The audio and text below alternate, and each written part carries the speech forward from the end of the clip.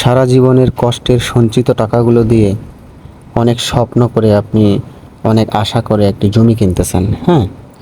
তো এই জমিটা আপনার এই কষ্টের টাকায় কিনতেছেন।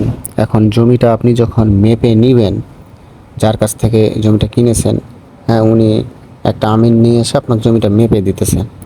তো আপনার যদি কিছুটা হলেও ধারণা না থাকে যে জমিটা আসলে কী সিস্টেমে মেপে দেয়, সঠিক নিয়ম কোনটা, আসলে সঠিক আছে কিনা, তাহলে যার কাছ থেকে জমিটা কিনতেছেন হতেও পারে যে তিনি ওই আমিনের সাথে আগে থেকে কথাবার্তা বলে আপনার ঠকাচ্ছে বা কিছু জমি কম দিতেছে, হ্যাঁ? দেখা গেছে খুব একটা কম দেওয়ারও আপনার প্রয়োজন নেই। যদি দামি জমি হয়ে থাকে, হ্যাঁ, দশমিকের পর কয়েক পয়েন্ট কম দিলেও আপনার অনেক টাকা লস হয়ে যাবে। এই জন্য আপনার সঠিক নিয়মটা জানা থাকলে আপনার ঠকাতে পারবে না।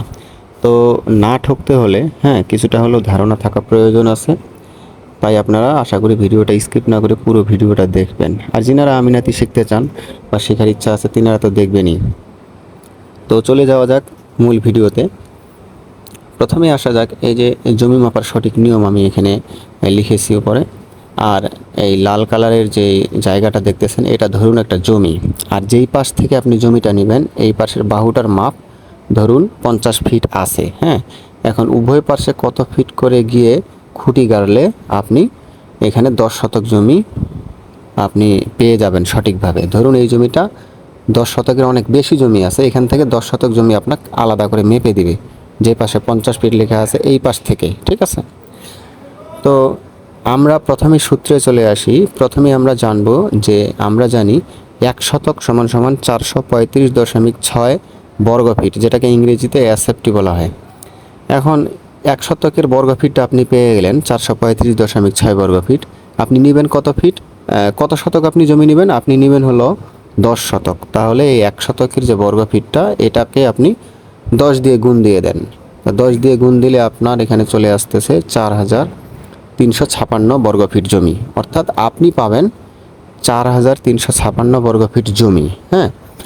আর আপনি কোন পাশ থেকে নিতেছেন? এই যে পাশে নিতেছেন বাম সাইড থেকে, এই পাশের বাহুটা 50 ফিট আছে, হ্যাঁ? এই 50 দিয়ে এখন তাহলে আপনার 4356কে ভাগ দিতে হবে। ভাগ দিলে আপনার চলে আসবে 87.12, হ্যাঁ?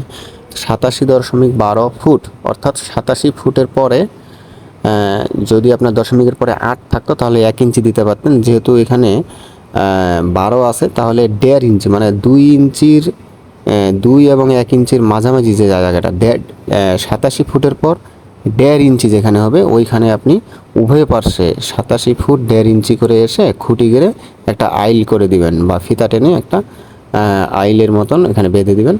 তাহলে আপনি পেয়ে যাচ্ছেন এখানে 10 শতক জমি। তো আশা করি ভিডিওটি ভালো লেগেছে এবং বুঝতে পেরেছেন। ভালো লেগে থাকলে অবশ্যই লাইক করবেন এবং এরকম গুরুত্বপূর্ণ ভিডিও পেতে হলে আমার চ্যানেলটি সাবস্ক্রাইব করে পাশেই থাকুন।